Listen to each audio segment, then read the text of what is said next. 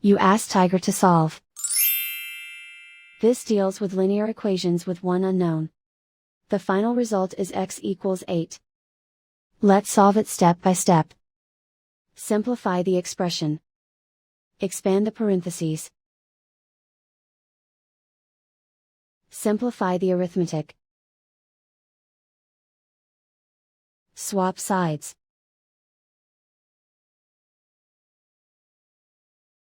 Group all constants on the right side of the equation.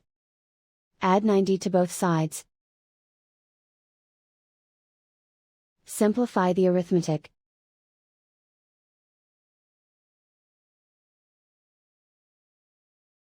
Isolate the x.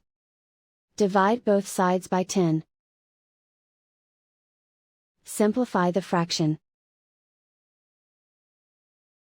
Find the greatest common factor of the numerator and denominator. Factor out and cancel the greatest common factor. And so the final result is x equals 8.